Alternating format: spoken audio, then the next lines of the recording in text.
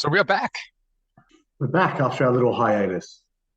Yes, I take full responsibility for the hiatus, I must say. Tell the nice people where you were gallivanting around, Gunnar. I was a whole month and a bit, I was in Europe, half of it in Sardinia, hobnobbing with rich people, and half of it in Salzburg, where I come from originally. And it was awesome. Yeah, I saw your photos. It looked beautiful. Tell you what, I am extremely happy to be back in cheap Sydney. Everybody says, oh, cost of living crisis hits so hard. Yeah, wait until you go to Europe. Yeah.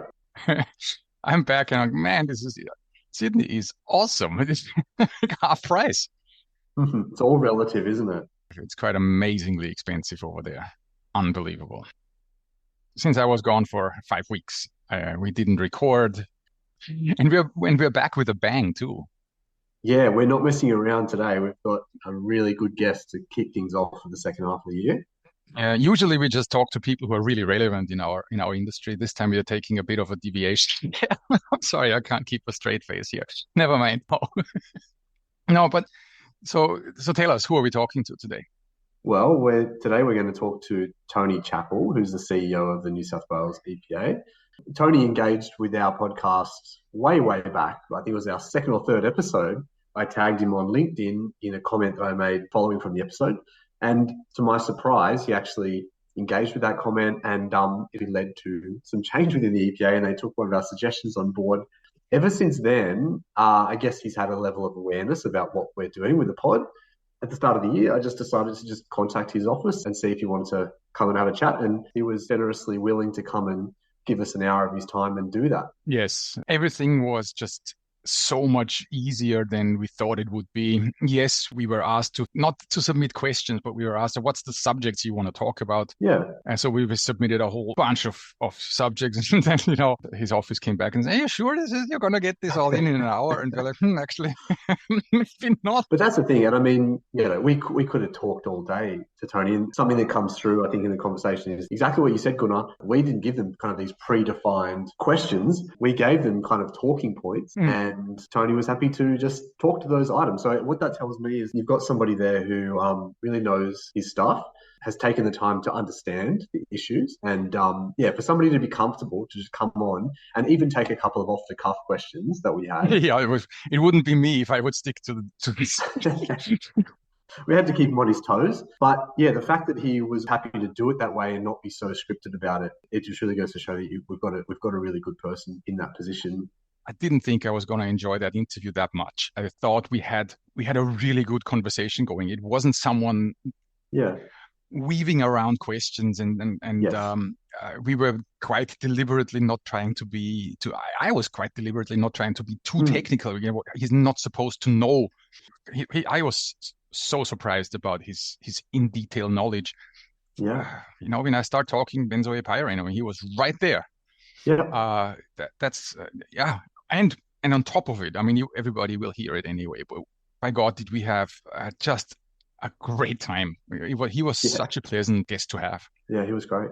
Anything else? We can talk about other things. A few things have happened in the industry. About a couple of things have been released. The EPA is working on an acid sulfate soil order and exemption, which hit me out of the blue. Completely did that hit me out of the blue. That's currently up for comment. Anybody who has an interest in acid sulfate soils and in the reuse of them, I strongly recommend you read that draft order. There's a few things in there that are great. And with some of them, I think there's just simple mistakes that they made, but that's why they are up for comment. So in the show notes, have a look. That's where the page is.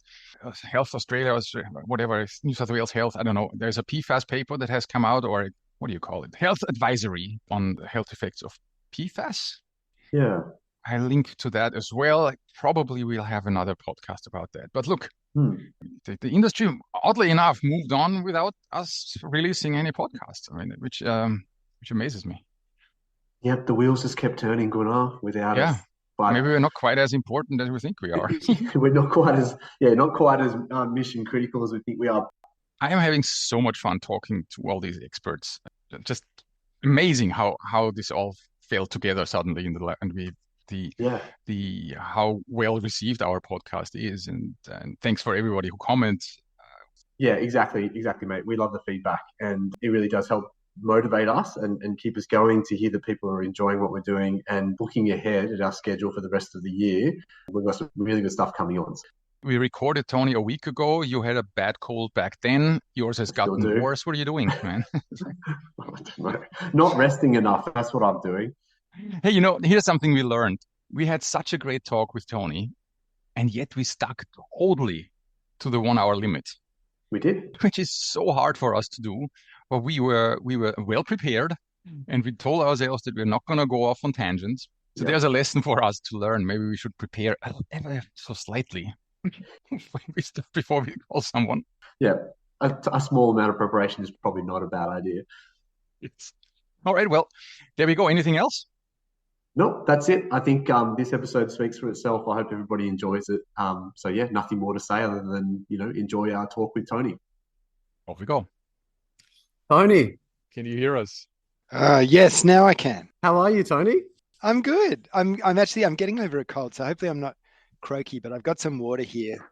It's funny you say that because I'm sitting here with a chamomile tea that my colleague graciously gave me, and I'm very sniffly, so I apologize if I have to mute every now and then and blow my nose. Well, no problem. There's a few bugs getting around at the moment, isn't there? Yeah, I've got little kids, so I was about to ask. Daily experience. I do. James has an excuse. He's got 3 under 4. Is that right? Yeah. Oh wow. I've got a 6-year-old and a 9-year-old, but they still like to sneeze in my face periodically. So So that doesn't change. No, but it gets easier. It gets better. Yeah, I know. My youngest is 18. The oldest is 23. So they're no longer sneezing in my face. You're way ahead of me. That's great. Tony, I hear you're an ex-lawyer. Is that right? I am a recovering lawyer. Yes, it's a bit like malaria. It sort of never gets out of your blood, but it does, rear its head in different circumstances. So you are number 1, 2, 3, 4. You're the 4th lawyer we have on the podcast. Everyone I have asked to tell us a lawyer joke, and they have all refused. Even James, whose wife is a lawyer, is staying way clear. Okay. Oh yeah, that's dangerous territory. It is. I work with lawyers. Do you have one, or are you going to join the ranks? Look, I respect lawyers. If I told a joke, it would be some drastically politically incorrect sort of comment about, right, what do you call, a bunch of lawyers chained up underwater and something like a good idea. But I would never say something like that, Gunnar, because I respect lawyers too much. That's by far, I think, the best response we've had. You've asked that question about 4 times now, Gunnar. That's definitely the best response. The other thing, Tony, that I noticed is when you talked about social media before, I was checking out some of your Instagram. I saw that you like to get around with a backpack, and I thought I was the only CEO who likes to get around with a backpack. I noticed you like it too. Is this just about practicality, or do you ride a bike, or what's the situation there? I do. No, look, I'd love to ride a bike. When I lived in the UK, I rode a bike everywhere, but the bike paths aren't great where I live yet. Hopefully they will be one day. So I just find it better, have my laptop and things in there. It's just easier to carry. It's very practical. I loved it. I saw it and I was like, yes, that's exactly it. Everyone makes fun of me for carrying the backpack around all the time, but it's practical. I worked for a CEO when I was at AGL who carried a backpack. Maybe that's unconscious inspiration. The entire industry will aspire to copy you and bring backpacks now. If only. Well, it's a good example for my kids too, because I'm always telling my kids with their school backpacks, put it on both shoulders. Otherwise you'll end up walking with a crooked spine. And if I can show them, it's just easier to convey alignment and integrity. Uh-huh. The uncool dad, that's going to go down really well. Yeah. Yes, I'm just hitting that stage actually.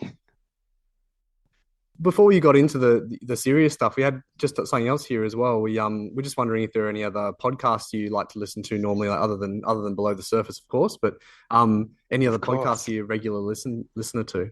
I am kind of at the moment addicted to The Rest Is Politics, both the UK one with Alistair and Rory and the US one with Katie Kay and the Mooch. So I'm kind of glued to that when I'm on the bus. Yeah.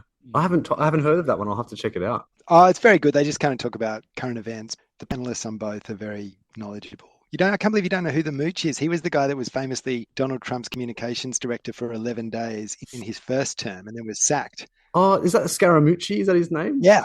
Yeah. Okay. I know who you You mean. do know who he is. Yeah. Oh, yes. You look at his CV, by the way, this is impressive. Yeah. That guy, he was at Goldman Sachs or one of those investment banks. Yeah, that's right. Yeah, they definitely don't hire mooches. No. No, look, he's very smart. He's obviously now a real opponent to Trump and very concerned about a lot of, what the US president is doing. And, but they sort of dissect all the, like the Putin summit. Last night I was listening to their takes on that.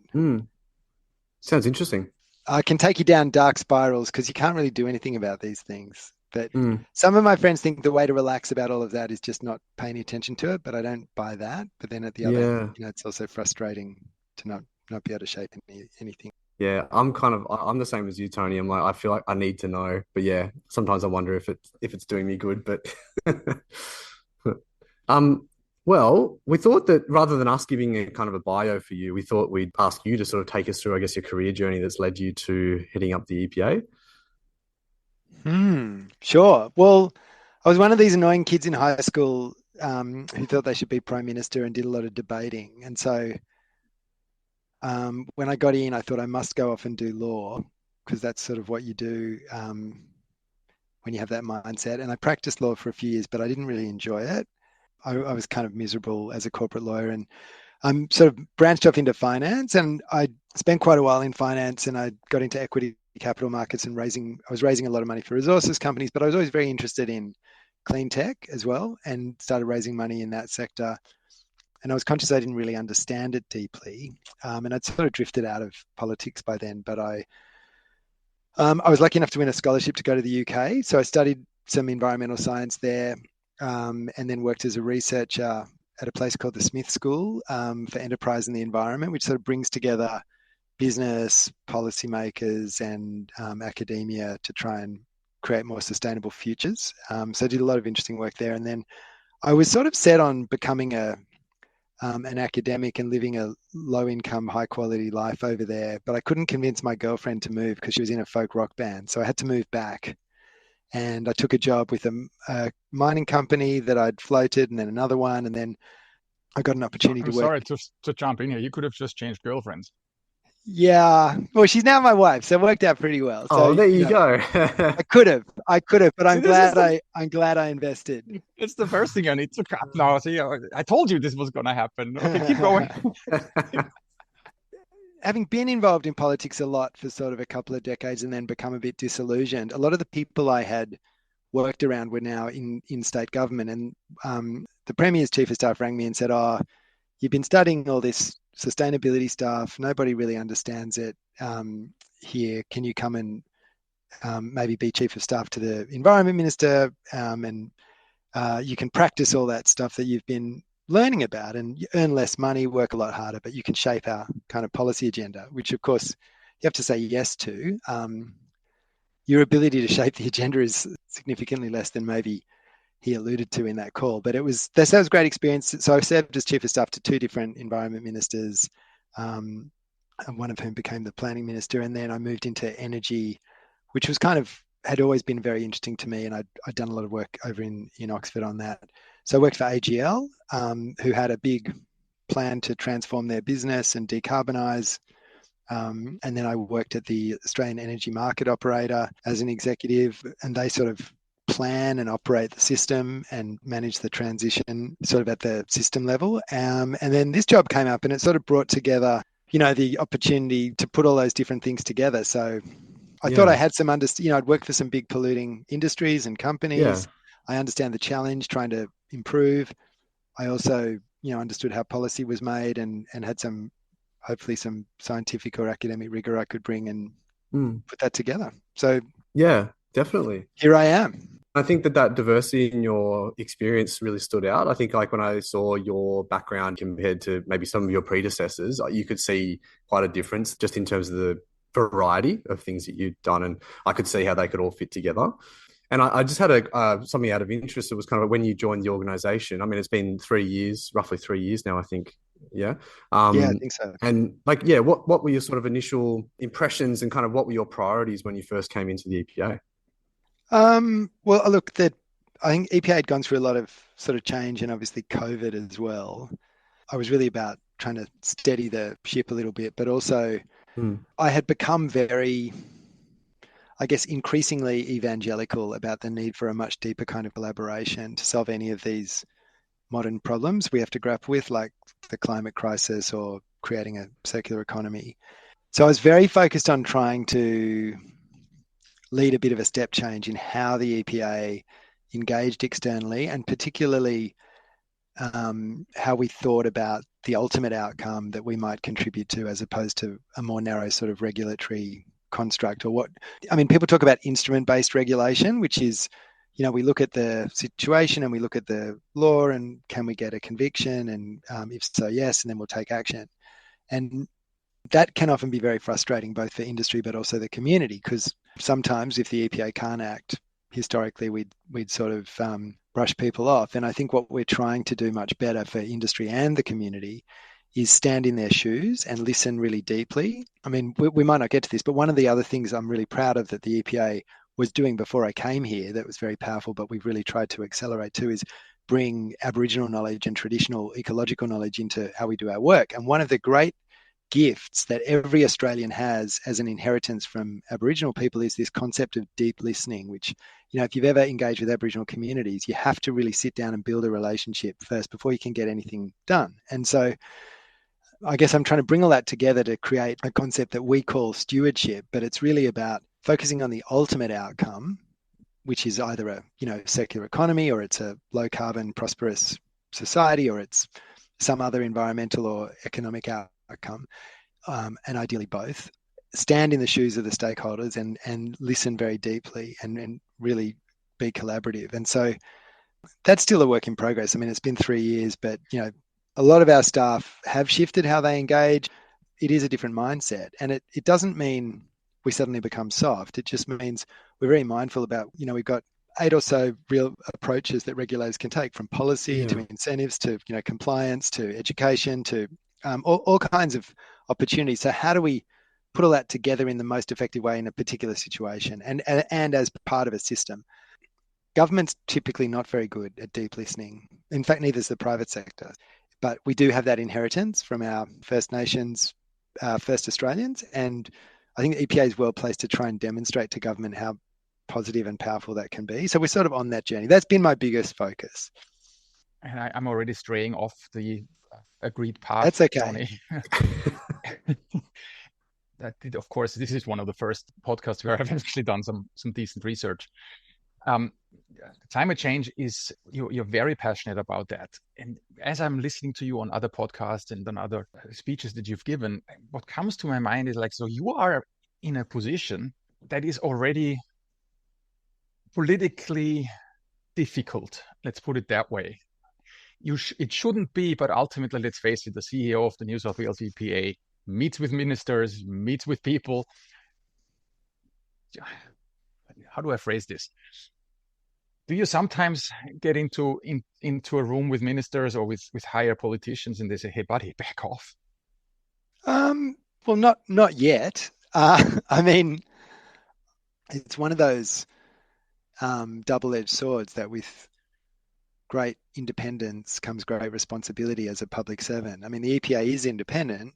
We have our own board, and that's who employs me. And we specifically must make independent, regulatory and prosecution and other decisions. And, we're a critical advisor to government in the policy space on things like circular economy and climate and, air quality standards and all these other things. Now, we're not the only voice in government on any of those, but we have a lot of knowledge and a lot of experience. And so we certainly do have a voice. And navigating all of that good intent and background to a place that can align as much as possible with the government and its objectives to help maximize what you can get done, either as a government or as an EPA. I mean, that's where the real magic happens. So as an independent agency, you can go off and become sort of a rogue, but you're not going to get very much done. And so navigating that space, it can be very challenging, but it's very powerful when we can accelerate or help the government leapfrog forward. So we spent the last couple of years doing a lot of work inside government, talking about the challenges of waste, the residuals problem, the circular economy,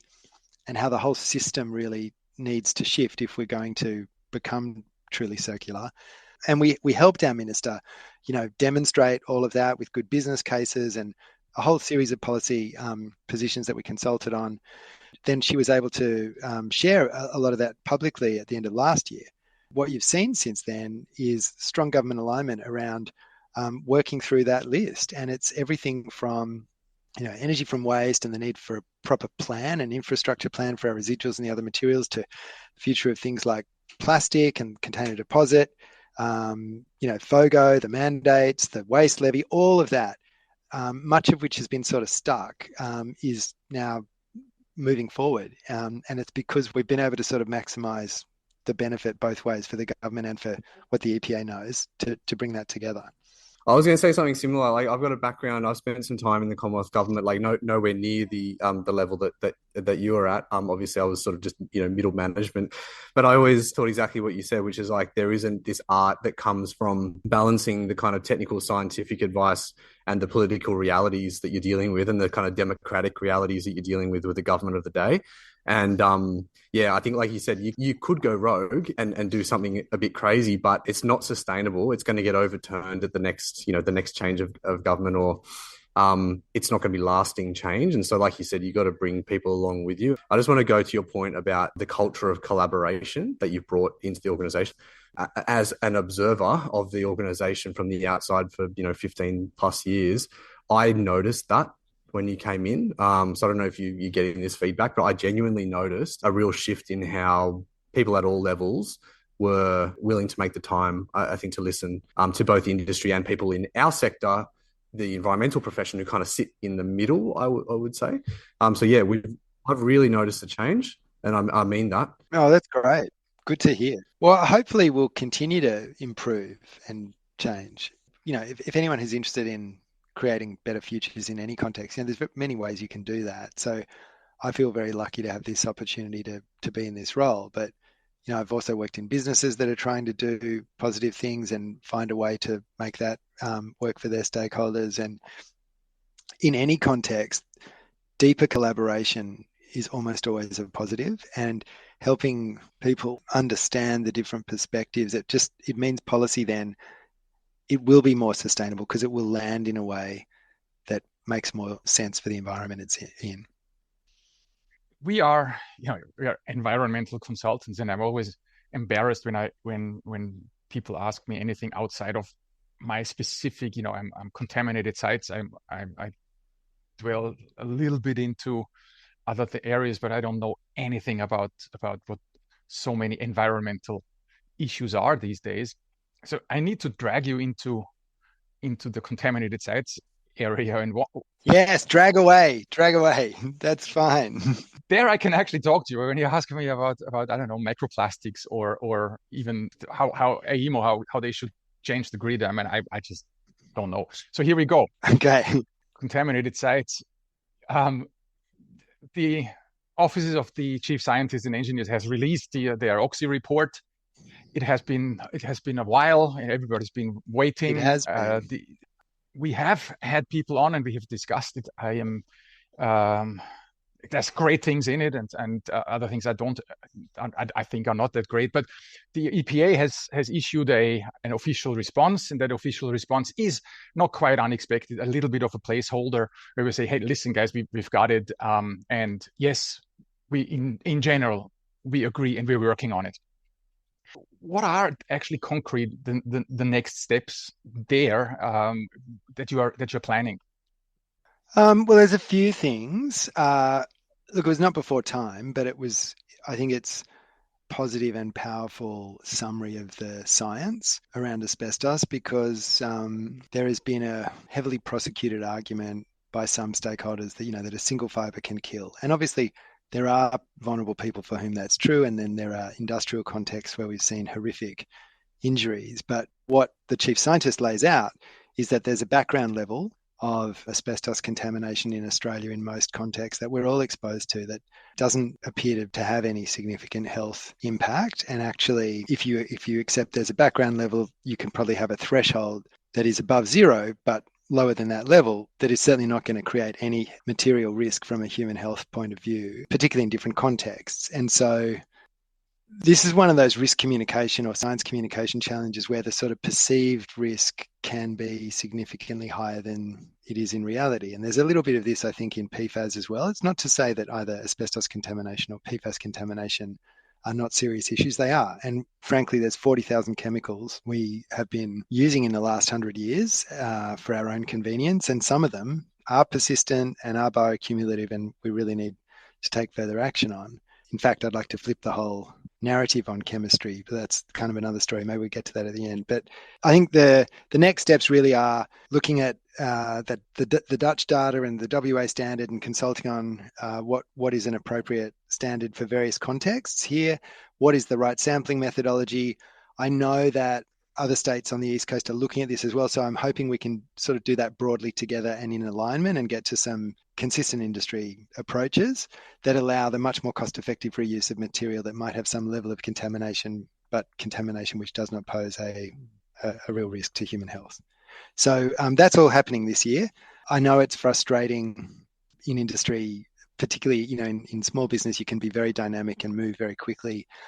We do try to move as quickly as we can, but we also have to prioritize. And so we've been really focused on batteries and obviously prior to that, the big mulch contamination issue and a few other kind of urgent priorities like the floods that mean we just can't move as quickly as we'd like to on all these things. But we're definitely moving on asbestos as that government response to the chief scientist laid out. One of the points in there was, and it's a shameless plug now, was that we need a training program for consultants like us. There is just no training. It's so hard to become good on this subject. And I have, for that very reason, I've joined, and I was allowed to join the ALGA, the Australian Land and Groundwater Association, have an interest group in these. This is a group of superstars. The who is who in asbestos in Australia are members of that group, and together they are trying to establish. At the moment, they are, as we speak, working on a training program for consultants.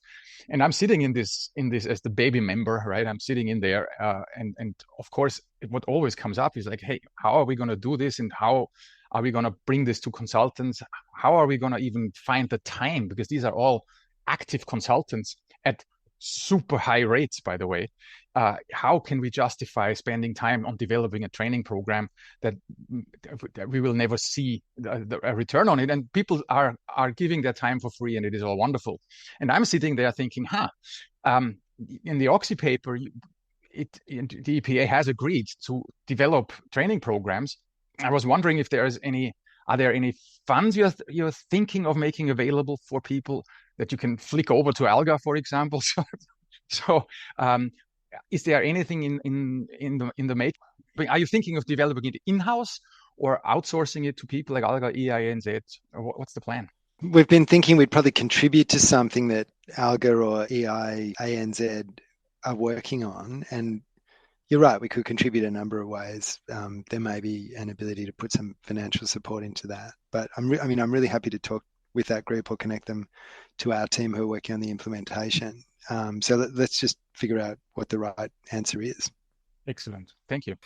That's a nice segue, actually. I mean, I saw that EIANZ and ALERT, the National Environmental Regulators Organization, have recently formed a partnership, and I don't know entirely what that means yet, if it's kind of more like regulator focused training opportunities or that sort of thing. But I'm just interested in your take on what the opportunities are for the EPA collaborating with peak industry bodies like that, and also as part of that, what you see the current capability challenges for. Because I'm not just picking on the EPA here. I think that there's a broader movement in public service in Australia at state and Commonwealth levels where there are these capability challenges, and there's this pull to the private sector, and it's about how do you see that the EPA maintaining both resourcing and capability going forward?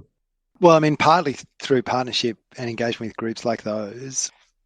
Alert is our sort of peak environmental law enforcement group, and it has kind of global reach. So, but it's a regulators forum.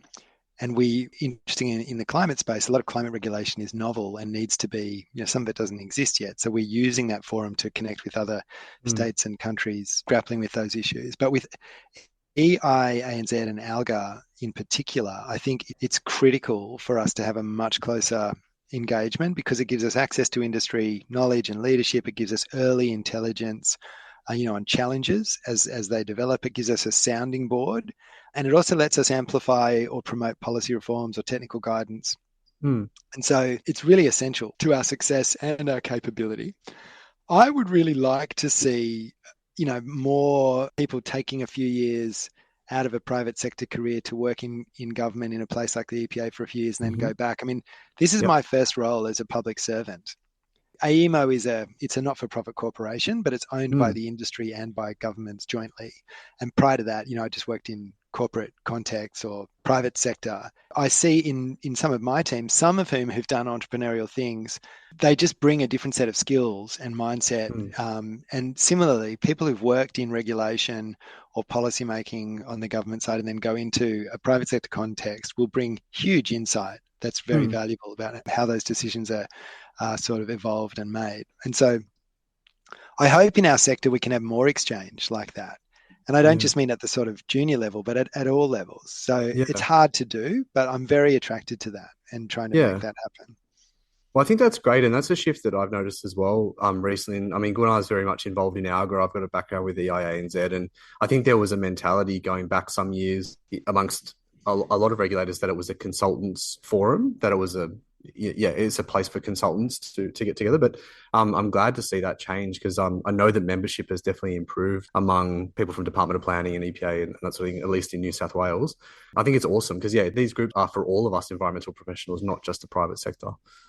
Yeah, and I mean, all of these challenges, they're only solved if we really deeply engage. And the best way to engage is to already have a relationship of trust or confidence, with different parts of the ecosystem. So it's super valuable. Yeah, because I think I've always seen us, us as in the private sector environmental professionals, as allies of environmental regulators, even though sometimes our clients, can get caught on the wrong side of things. I really do believe that. I don't think most people study environmental science or, environmental disciplines for anything other than the love of the game. Like we love this stuff and we're passionate about it. It's not the career to go into if you want to make, massive amounts of money. It's just not. It's a career of passion. And I think there's that common, there's a shared care, I think, for the environment that goes on regardless of which side you're working on. Yeah, well, look, it's great to hear. In finance, you're a bit like a consultant because you're working for the client. You have to get the transaction done. It doesn't really matter what you personally think. But I hope that whether it's helping clients stay on the right path or providing advice on how they can do better, there's a huge role on the consultant side to help industry perform better and to make the most of that, to get the benefit of that performance as well. Really like that idea of senior consultants joining the EPA for few years. It's almost like an exchange program. We'll send you one of our principals. Can you send one of your chief policymakers over, and we like a student exchange program. I'm making light of this, but I think it would be man, I would love to have experience a few years in the EPA just to see how this works. Having said that, we are dealing more with on the council level than the EPA level, actually. I mean, there might gripes if there are any, right? But I hardly have a clash with the EPA. I do have certain rather well-documented clashes with councils. So I sometimes think, man, I could do so much good if I was at a council. And I don't know if this actually would work out, because suddenly I may find myself in an environment that I can't help out there because of handcuffs that are on public servants that I don't know of. So the idea of an exchange, drive that forward, Tony. That would be, whatever it is, that would be so good. That would be so good. I'll do my best. But I think your point on councils is a really important one as well, because councils are environmental regulators, and we might regulate 50 or 100 businesses in a major council like Blacktown, but the council will be regulating many thousands, maybe 10,000, And a lot of councils have very patchy capability, and some are very well resourced, others not so much. And so I actually think there's another opportunity for government to really leverage the effectiveness of councils with resourcing and training, and really bring people up to a higher standard where a lot of those challenges you're having hopefully would be dealt with more consistently. And I think it's an opportunity. I mean, it's obviously we're in a resource constrained environment, so we have to win that debate internally, but I think it is a real opportunity. Let's come back to something a bit more specific again.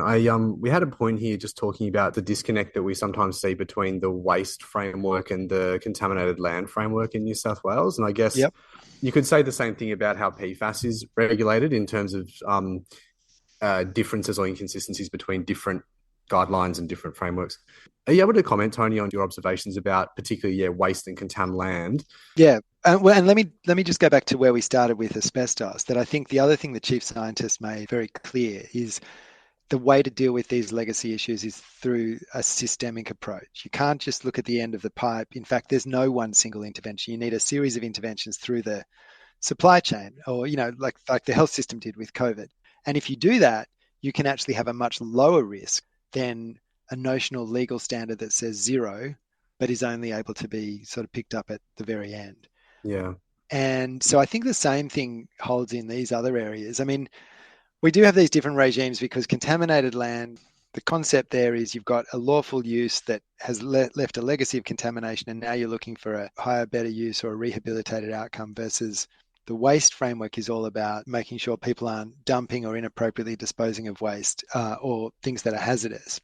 And so when we think about asbestos, I think in the contaminated land context, there's a very strong argument. As we did, the EPA did a bespoke version of this at Barangaroo, where there's very large quantities of contaminated material, but they had a lot of use, and they were moved, I think from memory, it's before my time, but I think it was from the south to the north of that site, and helped build that wonderful headland and do some of the other sort of engineering works, and capped and maintained in a safe condition that poses no risk to the community. So I think there's a lot more opportunity to reuse contaminated material.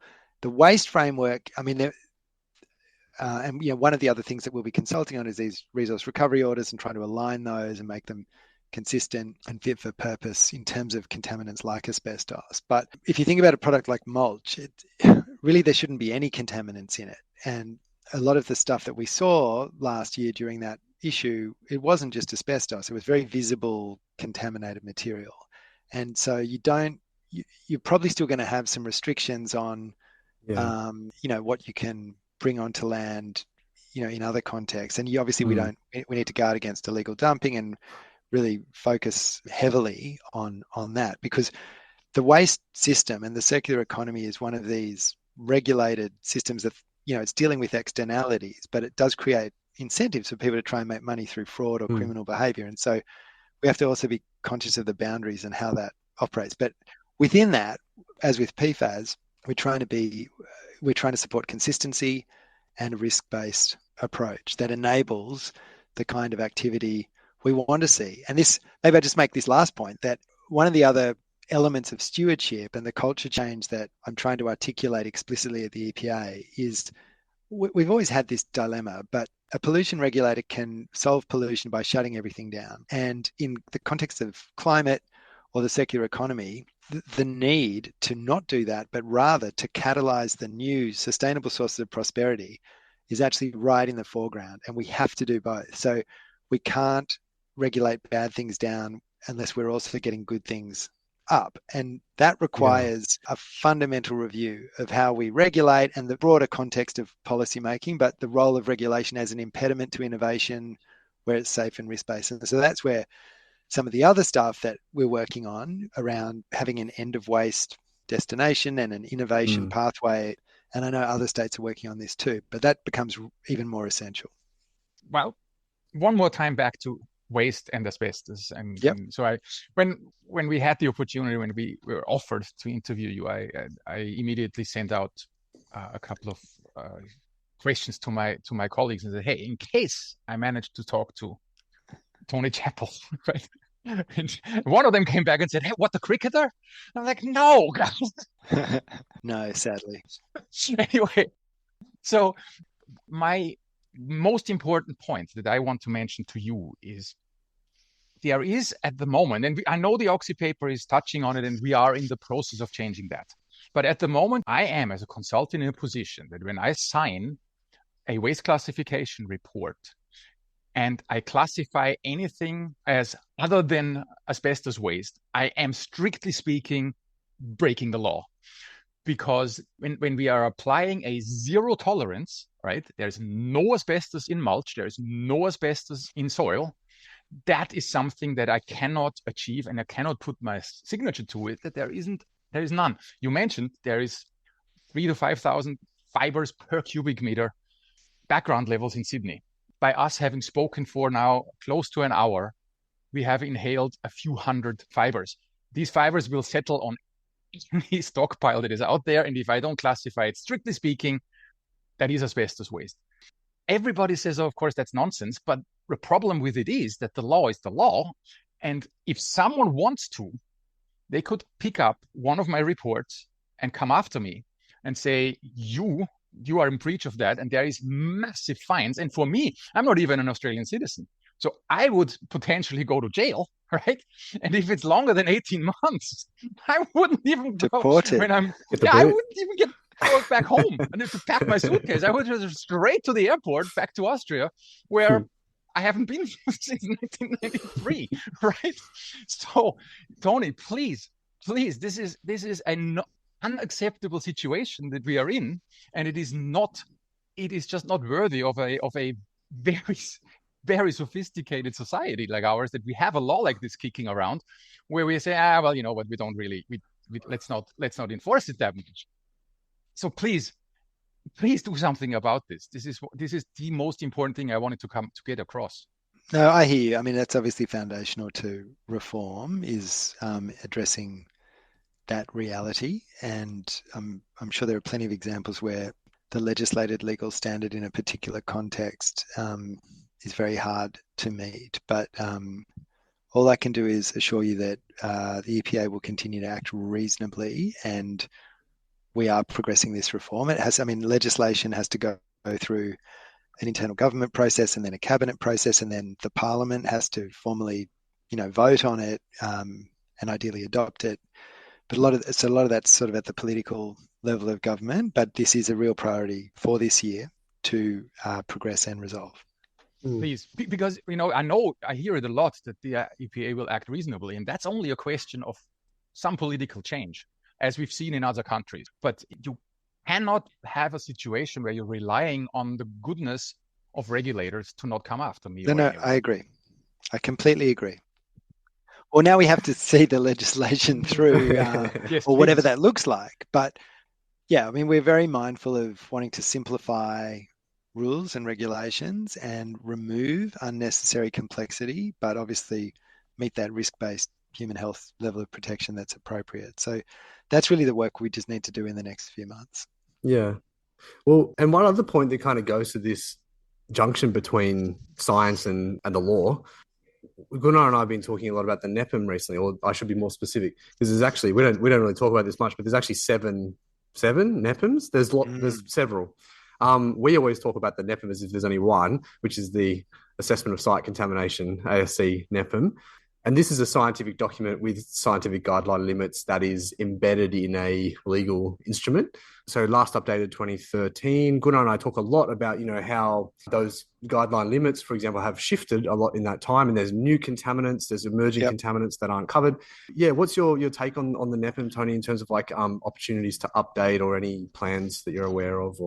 So, I have raised this with some of my fellow heads of EPAs who we would all feed into this. It's a Commonwealth kind of piece of legislation, and it sits there at the Commonwealth level, and I'd very much support the Commonwealth sort of updating it. It's very complex because it's national, and every state has a different set of challenges and contexts, as just the basis of the last 150 years of industrial activity and various contamination challenges. It really does need to be a truly collaborative national effort, and it takes a huge amount of resource to do that. And so we've started a discussion with my colleagues at the other EPAs about, how might we resource that, and can, to what extent can the the Commonwealth Government lead that. I'm very happy to continue to prosecute that. Yeah, because I don't know who has carriage of that at the Commonwealth level, but would the states effectively have to foot the bill? Like the states would have to drive that process, do you think? Well, we usually share the kind of cost of those things, but it also requires quite a big sort of human resourcing. Yeah. Because as you say, it is deeply complex and multifaceted, and it's very variable across the country. It may by now have reached a point where it's almost too big to attack as a whole. Can I make a suggestion? Because the NEPM is ultimately the scientific publication, right? You don't have to attack the whole thing. It is relatively simple to release, or at least I think it is relatively simple to release an addendum that says, okay, on this particular point, for example, the benzoyl ESL, that was a weak point in the first place in 2013. We have now decided that's now been reviewed. Don't come to me about all any other stuff, but here is the addendum for that level, right? That's a great idea, actually. It's not, I hadn't understood it in quite that way. I will come back to you and you can let your listeners know where we get to, but I'll go and ask some questions about might we approach it differently like that, sort of piece by piece.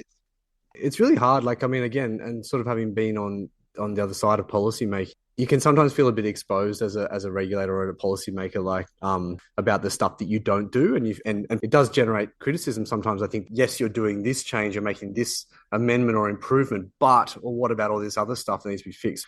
But I think if it's communicated strategically and kind of explained, I think it can be done that way. But yeah, it is challenging, Tony, because like you can be sometimes hesitant to do it unless you can do the whole lot. It's like, well, we better not do any of it. Yeah. Do 10 little pieces in the next 2 years, 10 little ones, pick them out. Yeah, and we could share them out. You know, different governments could potentially lead different parts. It's a great idea, Gunnar. I will take it away. Tony, I wanted to just touch on more of, I guess, a strategic planning question, just around, like, obviously the landfill capacity crisis, if I can use that term, has been pretty well documented recently. What do you see as the critical steps for not necessarily increasing landfill capacity, but just improving strategic planning and streamlining planning for the recycling sector in New South Wales? Yeah, no, well, we certainly heard that loud and clear, and we've been working on the first couple of chapters for what we're calling an infrastructure plan, which is what it says, but to cover the residuals stream in Greater Sydney and FOGO statewide. And then that has been out for consultation, and we will very shortly be sort of releasing the updated version, including a ministerial advisory group from industry and local government on the FOGO implementation side with the mandates. That was part of that recent legislation. And then the second sort of set of chapters, which deal with the other material flows and the residuals challenge in regional communities, will be out for engagement and more discussion and consultation later this year. There's a series of actions in that plan, including a sort of concierge service and some real clarity around the sort of requirements for proponents and how government will think about them. There's another piece on the technology side where we're reviewing the energy from waste policy settings, which again, I think government will finalise its landing in that space in the months ahead as well, which goes to this challenge because, I mean, the problem is we're still producing more waste per capita, plus obviously significant population growth. Yeah. And that's where all those other interventions like the FOGO mandate, some of the plastics container deposit and some of these other pieces that come together to create a more systemic set of circular outcomes are also important. But the updated residuals infrastructure plan should be out in the next few weeks. Yeah, that's great to hear. I think the sector will really will embrace that. And similar to some other things, we've seen some real change in that area recently. So that's good to hear. Just a couple of quick ones to finish up. I had a point here. If there was one thing you could change about environmental regulation in New South Wales tomorrow, what would it be for you? I mean, I mentioned this at the start, but we've been working through PFAS, but also a number of other chemicals that are bioaccumulative and persistent. And we've done some human health and ecological risk assessments on a series of these. There's probably about another dozen we're still working through. And I would love to flip the onus from innocent until proven guilty to a sort of green list of safe chemistry that producers and manufacturers know they can use, which doesn't need any control, and then maybe a red list of things that are prohibited, and you could have a space in the middle where people can demonstrate safety or efficacy in different contexts. I'd love to have a future like that when we think about chemicals. We're a way off that, but one of our proposals for plastic is that we actually have a green list and a red list for acceptable chemistry in plastic, and it's informed by similar work in Europe and North America. But we know, for example, when manufacturers took BPA out of drink bottle containers, they often replaced it with chemistry that's actually just as dangerous or problematic from a health context. And that's my focus as we phase PFAS out of the economy. We need to be replacing it with chemistry that is not going to be another human health challenge in the future or an ecological challenge. Yeah, well, great point. Can't believe we are on time. It's just like it's amazing what happens when you prepare, right, James? Yes, and when you have somebody important who has a hard stop. I was just going to say, I think what you guys are doing is very important. It's really great. I mean, I engaged with you on LinkedIn when I saw this podcast because I really think it is important to talk about these issues. And we can start with just the community of specialists, and that'll grow over time. But it's all part of building that collaboration and the sort of ultimately safe circular economy that we all aspire to. Yeah, thanks, Tony. Really appreciate that. It's a real passion project of ours, and we try and bring a little bit of irreverence, I guess, and Gunnar does a lot of the heavy lifting in that respect. But we try and do that because we can often be a little bit. Everybody can be a little bit scared to talk about some things, particularly failings or things that we don't understand or stuff that we're not sure about. But yeah, we're just trying to normalize that a little bit and just make it clear that there are a lot of things that we're all trying to figure out as we go, and if we talk about it, we can probably figure them out a bit better. So that's our view on that. No, spot on. Well, it's a pleasure, and I look forward to continuing the conversation. Can't wait. Maybe we'll make that a regular yearly thing. But before I let you go, I this is really important to me. So I as the contaminated sites guy in our firm, I sometimes feel unjustly done by auditors, right? I was wondering, now that we're best buddies, right? Can I have your private phone number so I can just, whenever I have a problem with an auditor, we can just hop on the phone and you sort this out? I do. Look, you got my email, Gunnar. You're always welcome to reach out. Everyone. No, I don't. I got your gatekeeper's email. That's all. Oh, really? I'm happy to give you my mobile, but just, we have a whole lot of integrity processes around all of that other stuff. So I may not be able to give you the answer you like. Well, that doesn't help then, does it? Well, you just have to argue with them the old-fashioned way, Gunnar.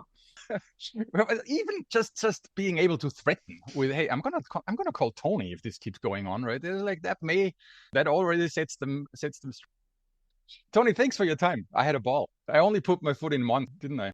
Yeah, no, thanks, Gunnar and James. I really enjoyed the chat. And as I said, happy to chat anytime. So thank you. Take care.